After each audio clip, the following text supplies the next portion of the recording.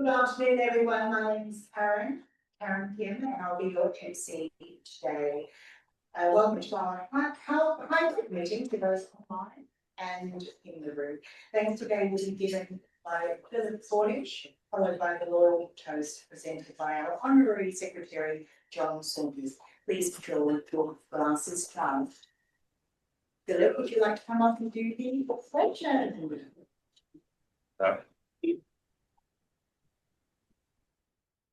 I met and worked with a lot of people with PTSD over the course of a very long career. They were often volunteer, they had great difficulties sleeping. Of course, the hypertension meant that people with trauma would often self-medicate, leading to other issues as well. And the sleep of their members was often disturbed. I remember well one instance of a former senior officer who was disturbed with a siege of Gibraltar, who every night for years would relive the siege, yelling out orders to his home with the imagined attack, making it very difficult for his family and his spouse. This month, of course, is 80 years since the end of the war in Europe. The impact of war has carried in the waking and sleeping hours of those affected. But I am absolutely sure they would want us to enjoy the company of each other, and for this and their service, I give thanks.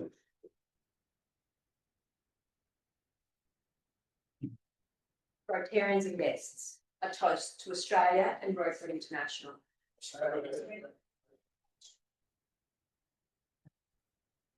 Be seated. We'll wait for one thing. Those on the line we'll be back to you shortly. It's great to see you all today, including those of you online. Thank you to John Saunders and Caroline for standing in for me the last 2 weeks while I've been up in sunny Queensland.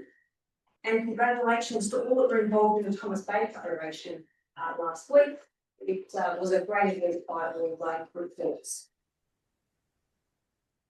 Our guest speaker today, Dr. Maura Jones, renowned sleep expert speaking on why sleep matters. Maura will be more formally introduced by our chair today, Peter Dakin, in the program. Please, please acknowledge and welcome them both.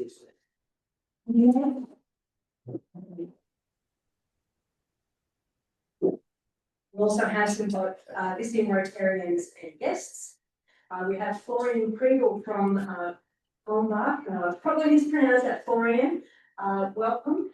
Florian is from Germany, and we'll be doing a banner exchange at the end of the meeting today. And Sarah Overton from the Rotary Club of Central Melbourne. Welcome, Sarah. Please.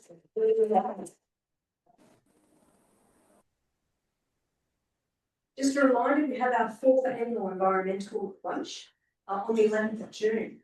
So I'd now like to ask Reg Smith to join me at the podium and give a bit of an overview about what to expect and how to look. Over to you, Reg. Yes. Thank you very much, President Catherine. And if I go on too long, you'll interrupt us because I'm having around for but the environmental sustainability lunch, which is now becoming an annual part of our 3 or 4 major events, this year is going to be addressed by the owner of the CEO of the Hydrogen Council of Australia, and we're expecting her to make a pretty effective contribution on the transition technologies that are available to us. So it's going to be an event that's well worth being at. The second thing that I'm really proud of is the fact that we're for the 2nd year running awarding our Environment Sustainability Award to school students who've worked on projects that make a big impact. That was the case last year when the winning team was looking at recycling, fast fashion, and the environmental impact of that. So there's a lot on. We really need everyone to make an effort to be there. If you're feeling like you know a total of people, enough people to populate it, please feel free to set one up. And also, if you're even more generous, sponsoring one of these schools that will be sending representatives to the event we're hoping to have for 50 of them there at really last year. Great success. please give us your support. And with that, Catherine, I'll hand back to you. Thank you. Thank you, Reg. And I also wanted to recognise that today marks Reg's 17 years of membership with the Rotary Club Melbourne. I just wanted to reflect that this milestone, is he's shown so much dedication and hard work for this club. Reg has contributed to pretty much all aspects of the club during his membership time across many different leadership roles and committees, audit and risk, vocational service, the One Life coordinator, Rotary Connects, corporate members, Horizons, international disaster relief. The list goes on and on, which is a testament to you, Reg. Reg has also served as a group captain alongside his wife Sue and regularly volunteers for Second Bite. Reg has been a past president of our club and this year has very generously dedicated his time to be a vice president to support myself and Paul. So Reg, thank you very much for all of your hard work and dedication to the club. And we look forward to continuing to work with you. Well, congratulations.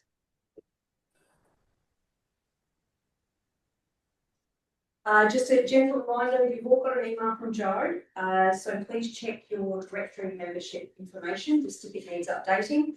Please let Jo know. She'll be back next Tuesday.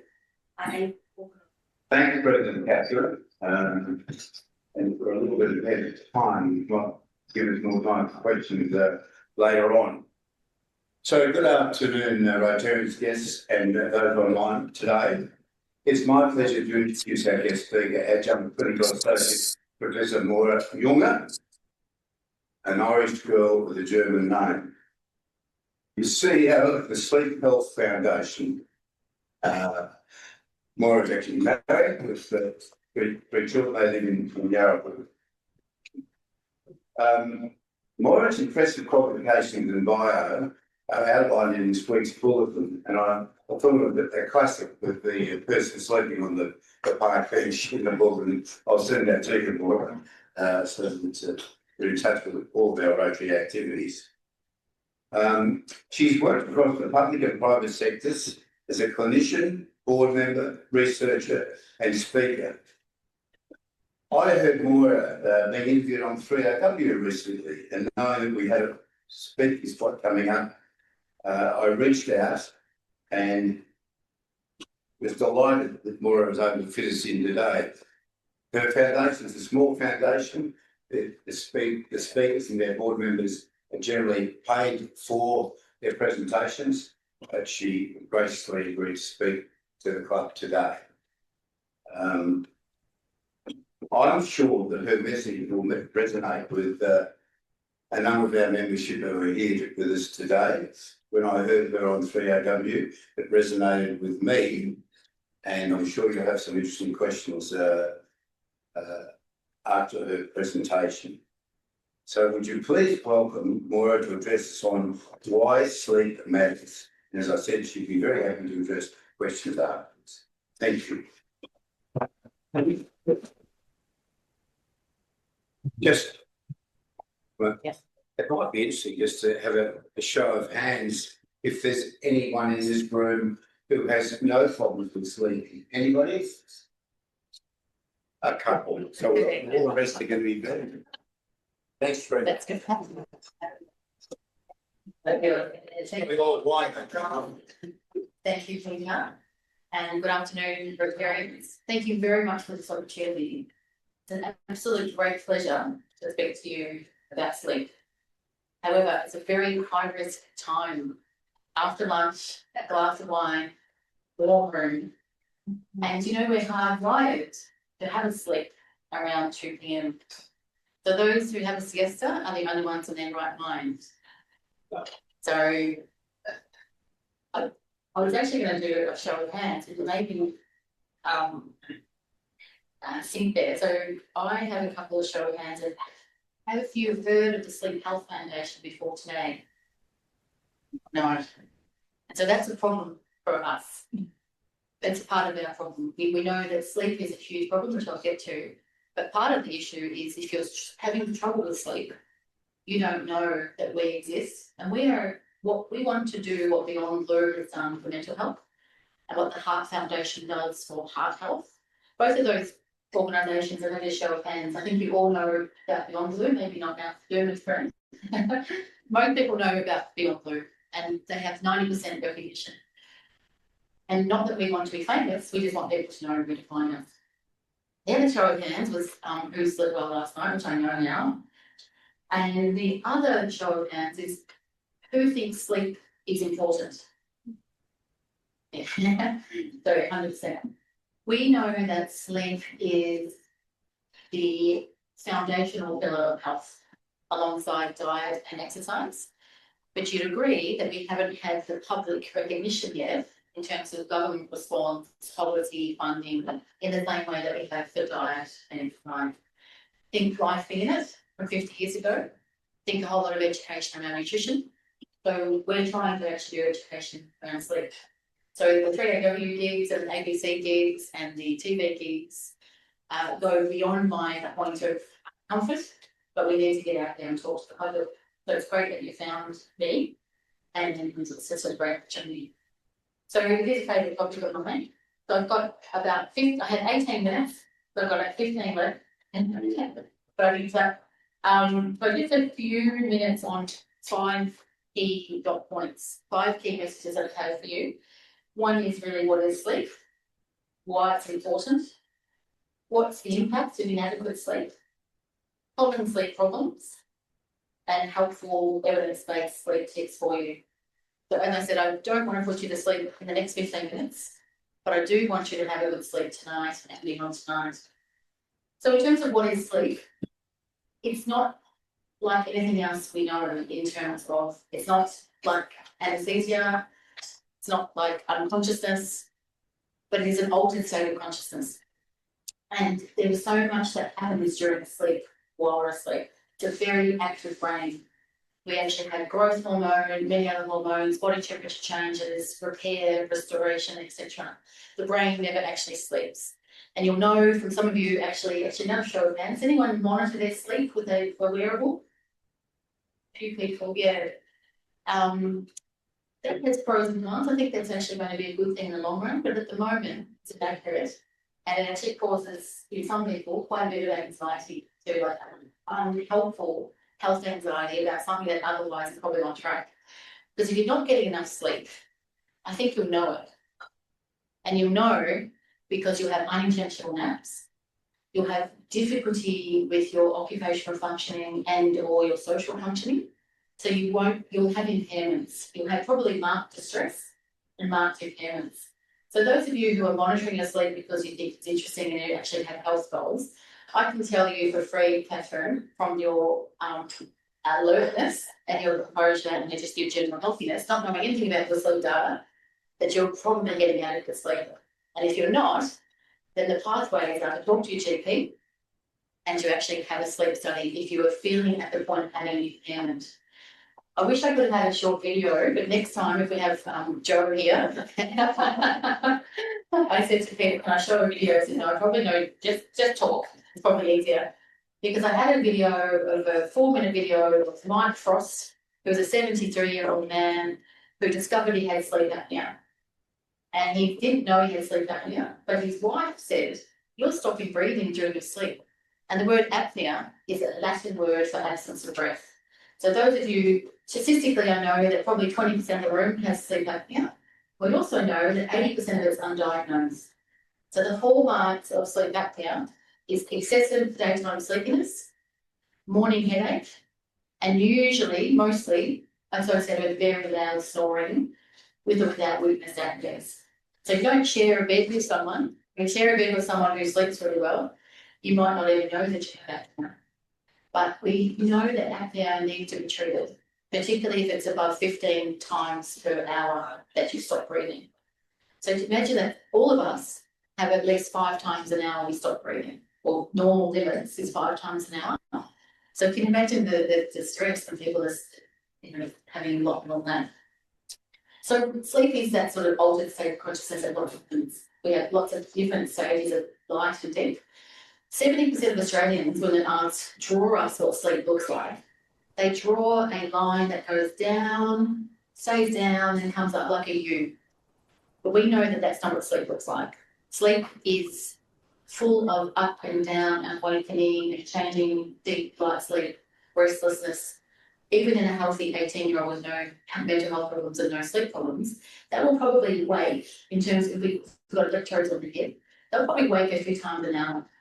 Just when they, because otherwise, we wake up with a pressure sore in our ear and our teeth, we don't move position.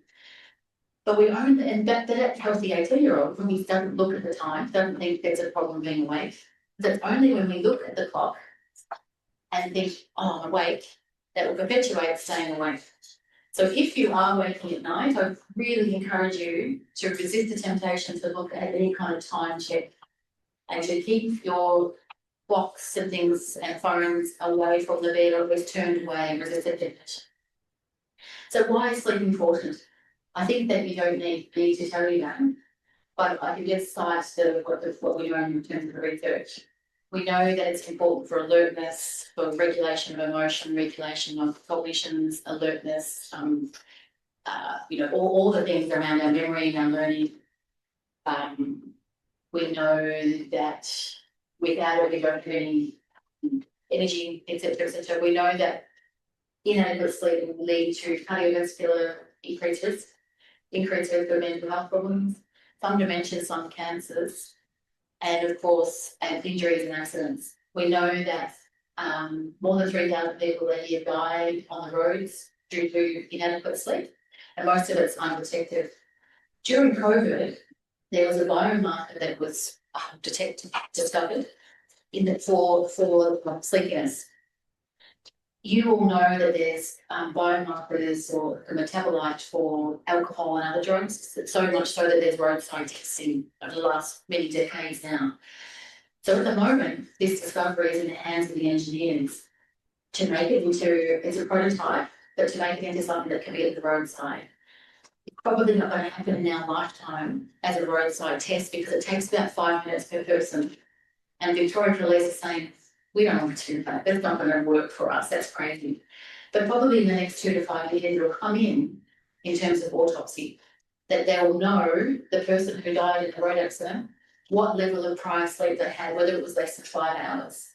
You might have seen the billboards at the moment talking about if you've had less than 5 hours, you're more likely to fall asleep. So it's a nice little catch, it's true. And it's a nice rule of thumb for people to know that, okay, 5 hours, if I haven't had 5 hours sleep and I'm driving on the road going up to Mildura today, I'm going to be very mindful of napping, I'm going to be mindful of changing drivers, etc. So just a good rule of thumb for people to know what is adequate sleep. So we know that $66.3 billion is what it costs to Australians, like the Australian economy in 1 year alone. The data is now old, 2016 to 2017. But imagine what it is now, like that was pre-COVID, in terms of costs to the Australian economy of inadequate sleep.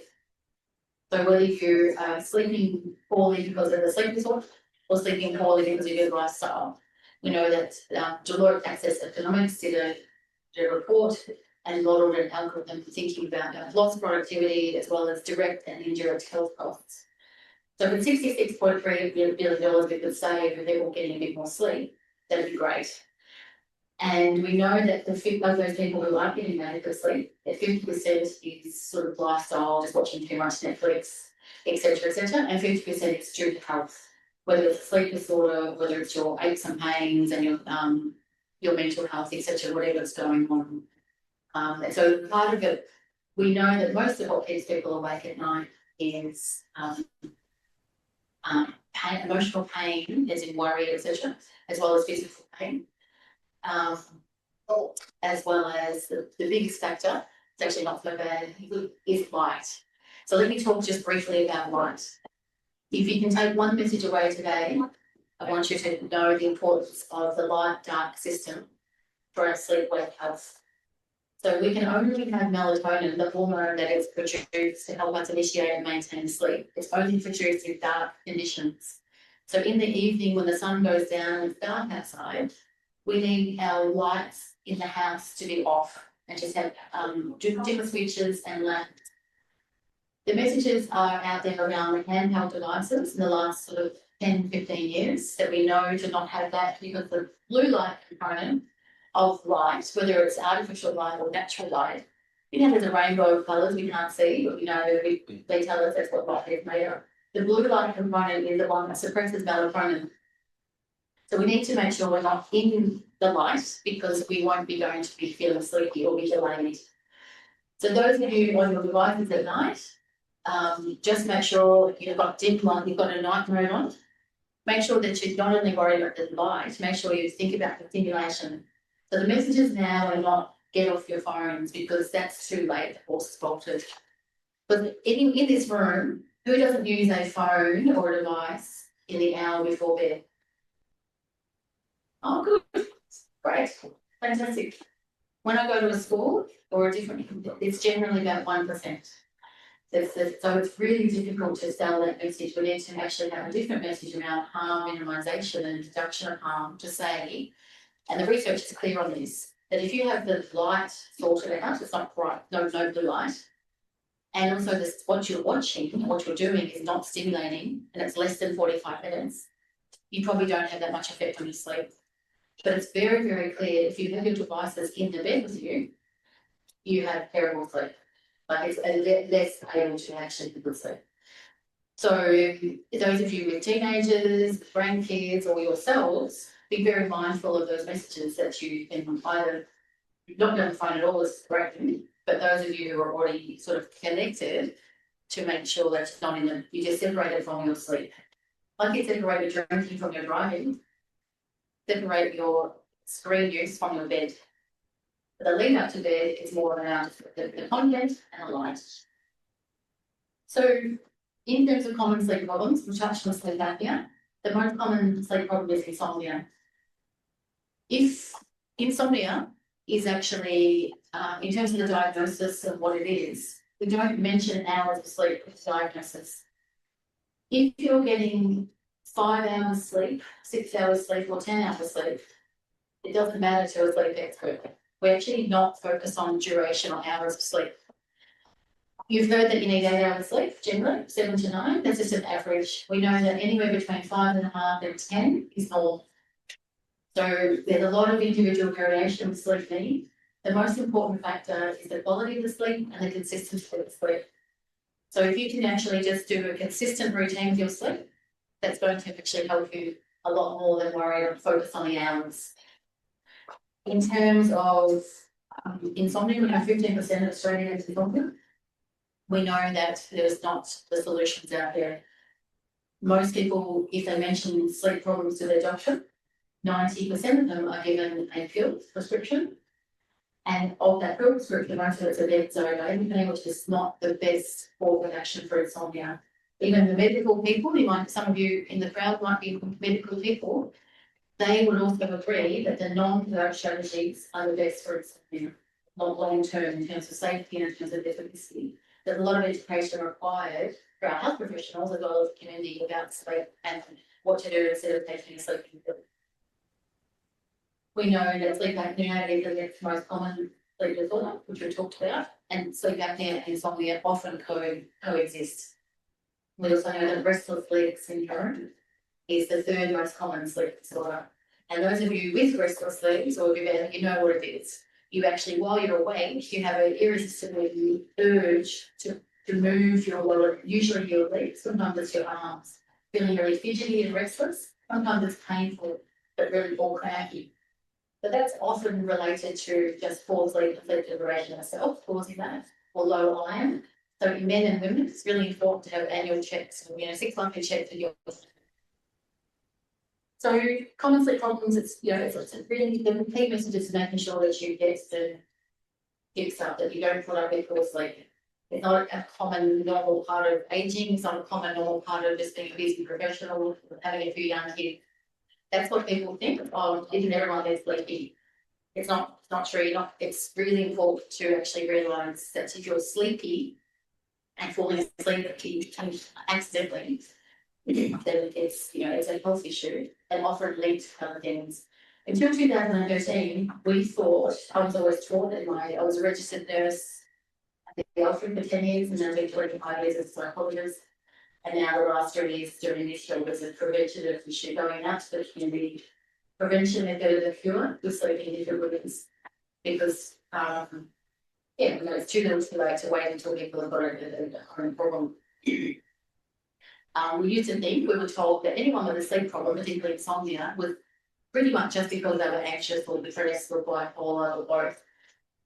We didn't know, we now know that it's actually a bi-directional chicken and egg scenario, and sometimes, particularly in the mental health crisis we have with youth, lots and lots of kids and teens aren't getting adequate amounts of sleep. And sometimes it's the inadequate sleep that can trigger the first episode of anxiety, depression, etc. So it's really important and really landmark study that was done in Melbourne actually from about 2000 to 2009, looking at a cohort of many thousands of women. The women, when they were first interviewed in 2000, the ones that didn't sleep well but didn't have mental health problems were 4 times more likely to 3 years later, 6 years later, 9 years later to have mental health problems based on the poor sleep. So it's a predictor, not always of course, but it can be a predictor of poor mental health. So it's just an urgent issue across schools, across road safety, across health professionals and its field. So it's something that we feel very confident about, and that's why we come and talk to the community. Well, I get on the radio, why I dedicate my life to sleep foundation, which is unfortunate at the moment don't have government funding, but we know that it's coming. We know we can rely on a small amount of corporate donations and a small amount of philanthropy and a small amount of sustainability. As I said, we have a speaker program, and sometimes we go out and if someone asks for a lunch and learn, we get a little bit of a fee for that, and it helps keeps us going. So in terms of the evidence-based tips to know what to do and when to do it, and there's probably some, I think there's really good questions around, often I get good questions around like COVID and melatonin and naps and nightmares and all sorts of things. But I just want to leave you with a few helpful evidence-based tips. I've already told you that the most important thing is consistency and not to worry about duration of sleep. The other really key thing is the light-dark cycle, that you know now that melatonin is only going to come out in the dark. So keep that in mind. The other thing to be aware of is in your daytime life, as much as possible, be in the natural light, be outside as much as you can. As soon as you're awake in the morning, as close as possible to your wake up time, get outside into the light. Morning walk, even better. But if you can't do the morning walk, at least have your cup of tea, cereal out in the garden or in the window. Because it's to switch off your melatonin. It's like the vampire, the hormone of darkness, it's called. It doesn't like light, it's just when you'll go to a big stress, it'll be reset. And if you're an 8-hour sleeper, I'll say you're a 6-hour sleeper, you need to earn the right, you need to have a wakefulness drive of 16 hours, 18 hours to earn yourself the right or to get the 6 hours sleep. So that sleep pressure that builds up, it needs to have a reset time. It's great, that's hence the consistency. So if you every morning have that reset at 6 or 7, then your 16 hours or your 18 hours, whatever it is building up from that set time. So you get that regularity. The body loves regularity. And not just at the time you go to sleep or the time to get up, the timing of your meals, the timing of your exercise, the timing of you do what you do. So routine. You know that in children and babies, they have their the bed, the bath story, the routine is just a really important thing that we seem to lose once you go to school. And teenagers seem to lose it big time. At the moment, they're connected 24/7. So it's a lot of education to be done. So the other main important tip is the unwind periods. People underestimate that you actually have to have an unwinding period, like the baby suit, a bit of a story and a bath and a chat and a play. You actually have to disconnect from whatever you were doing before you go to sleep. You can't be work, and then sleep. I mean, you will initiate sleep if you're exhausted, but you won't be able to maintain good quality sleep through the night. So there's a buffer period between your whatever you're doing and going to sleep is what's required as well. And learning how to switch off your brain, like knowing if you don't know how to do meditation or you're not involved in your own way, like listening to the radio. Let's talk to some of you just anecdotally, the things that you have already that work for you, like this winding down, this music, winding down to radio. whatever works for you is going to be a thing. It's a very individualised thing. Other two top tips really about caffeine and about alcohol. I want you to separate your alcohol from your sleep in the way you separate alcohol from your driving. Because if you have, we know that alcohol is a sedative, but even moderate amounts of alcohol too close to bed will inflict really poor sleep quality, increase snoring, etc. So we know that 3 or 4 hours or so is required. If you have a couple of glasses with dinner, then at 7, then make sure you don't initiate sleep till about 10. So have a 3 or 4 hour bath with finding alcohol in the sleep. It's really important. And in terms of caffeine, we know there's a lot of individual differences. Some of you could have a short black after dinner and sleep all night. And some of you, if you had coffee at 4, wouldn't be able to sleep all night. So there's a big individual variation of tolerance to caffeine and response to caffeine in the same way as to bright light as well. And there's lots of individuals. So you work out for your own behavioural experiments what works. So we know that even up to 400 milligrams of caffeine is safe. It doesn't need to have much problem for health or sleep. And that's about two coffees a day, 2 sort of cafe style coffees a day. But you know, for you, we'll cut that off. Mine is midday. I couldn't really have a coffee after lunch and sleep well. But my husband orders coffee at every time and sleeps well. So you work out for you what works. So I've got so many things to say, but I'll probably leave on that note. Just to thank you for your attention. So really encourage you to start talking more about sleep, to think about your own sleep health journey, to look at resources on the Sleep Health Foundation website, free and evidence-based. And I'm really lovely. I'd love to have some questions. Fantastic, well done.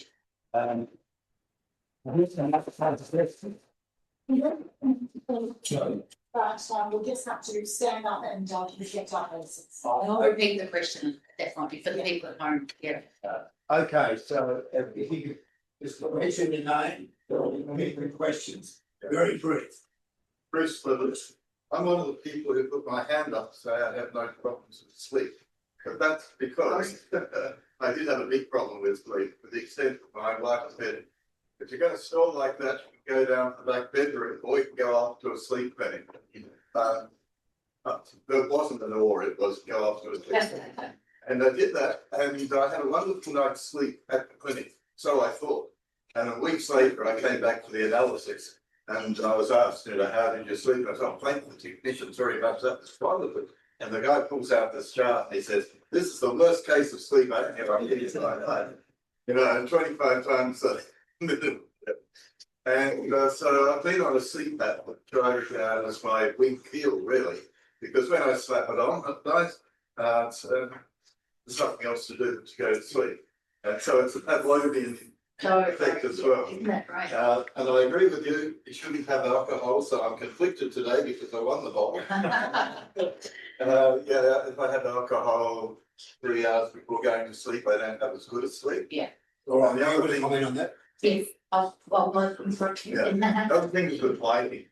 I thought that I needed a dark room to sleep in. That question. Now I find that if it's dark outside, it's better to leave the blind up because in the morning the natural light wakes me and I have a much better day. Thank you. So 2 comments for people at home. 2 comments about that CPAP. Sleep apnea was detected at CPAP, the continuous positive airway pressure, a nasal mask that pumps air, not even oxygen, but air through to keep the airway open. So there's no more snoring, no more apnea. Is a fantastically effective, safe thing. Unfortunately, there's about 50% of people who buy them and don't do as well as you, like you don't talk about. They have a lot of phobia, they have a lot of stigma, and they don't use them. That's a problem. So that's another thing that part of our mission is to educate about, get support around CPAP. And another comment too was about the light. I think there's individual differences. They can have a dark room or have the blinds up because then you see the morning coming in. So that's a great comment around the individual variation. Another question. Yeah, question about lifestyle. I live in the city and the mayor talks about 24/7. I look at people arriving at nightclubs at 11 PM, drinking until 3:30 and then turning up at work the next day. How effective is that as a lifestyle? What happens? What happens? There's a absolutely question. I'll repeat it again. Absolutely. Living in the city, you see people arriving at 11 p.m. for nightclubs and drinking until all hours and turning up for work. And I must admit, I didn't do that. When I was nursing, we would finish work at 10, go down to the Chasing and Chapel Street, come back at 4 and go to get home, go to work. And so what I'm hoping is that most of them will grow out of it, because it's not sustainable. It's not sustainable. By the time you're about 24, you think, I can't keep doing this. You can do it when you're 18, when you're 19, but it's really unsustainable things. Obviously, it's very successful. Those are the people who don't grow out of it. They have, by the time they're in their 40s, have liver issue that comes up on a general blood test, that they've got liver problems. And they have all sorts of mental health problems, overweight, obesity, etc. There's one thing I didn't actually say in terms of why sleep's important. One of the key things I left out was it about not only our mood regulation, our weight regulation. It's very much linked with obesity and overweight, because the hormones that tell you when you're full and hungry are regulated by sleep. So it's another disruption that we only knew that about 12 years ago. So you finding. But yeah, I think you make a very good point, and I think that's what it takes. It's a whole of government response, or a whole of society response. And the sleep issues are not just sleep. Sometimes it's other things. It's education in general. It's education in schools. And talking around the family, talking around the table with the family. Any other questions or comments? One last one. Oh, okay. For about the last 20 years of my working life, I was lucky enough to have a private office. It was so free. And it was my regular practice to have a sleep in the afternoon. I found it really beneficial. I never got tired working in the afternoon. How long would a nap like that be if you're going to take it? The second part of my question is, I also went through a period where it was my practice to have a shower before I went to bed in the evening. Does that help? Absolutely. Two wonderful questions that I left out. So, there's so much to talk about. I had 18 cents, but really great. Well, it always comes up to the Q&A. So the first question was about napping, and is this a good idea, and how long should it be, etc. It is a good idea. As I said, people in the Mediterranean are in their right mind, but it should be a short period of time, like the short weather is. Probably 20 minutes maximum, 15 to 30 minutes on average is the ideal nap. And you'll notice the TAC billboards talk about the power nap being 20 minutes. I think it's now down to 15. Because if you wake up out of when you go to sleep for about 30 minutes, you're more likely to transition into your third period of deep sleep. So if you wake up in deep sleep and you're going to be in the afternoon with me to judge, you will probably not make good decisions, because it takes about 10 minutes, 30 minutes to get going. It's called sleep inertia. You're just really stuck and groggy and don't know what's going on. But the powerful little sleep by the roadside or in the office is just powerful, because we wake up, you get the alertness. I would encourage you to have the cat nap or the nappuccino. When you're ready to sleep, you have a coffee as well, because the coffee takes 20 minutes to get to the brain via the bloodstream into the tummy. There's test time. It takes 20 minutes. Believe it or not, you feel like it's been instant, don't you? Your first drink. But it takes about 15, 20 minutes. So you wake up, you've had this coffee and the sleep for your double alertness. It's a great thing for shift workers and for heavy vehicle drivers. They've been instructed to have the caff nap. And the other question was a shower before bed. It's not an old wives' tale. It is an evidence-based technique. But if you love having showers in the morning, then that's fine. But for some people, there is a preference to have a shower just before bed, because as melatonin rises, our core body temperature drops. That's just what happens. It's a textbook thing. And then this propensity to sleepiness occurs. So we can kind of mimic that. We get out of the hot shower and our core body temperature. It just seems to help mimic that natural thing that's going to happen anyway with the relationship, the inverse reciprocal relationship between body temperature and melatonin. So that's a winner, that one too. Wonderful. I would like to know if there's any insights into whether sleeping with somebody else in the same bed has an effect on having better or worse sleep. Yeah. I know that some couples like to split it, maybe because of snoring, but like what is the overall insight? Really good question about bed partners and sleep disturbance and overall. You're right. I think in my clinical days, I worked for 10 years on the Melbourne Sleep Disorder Centre on Victoria Road. But now I do a little bit of work, but I'm essentially not a clinician anymore. And so many people would come in as partners, or say, look, we can't sleep, even in new relationships, and I really like this guy.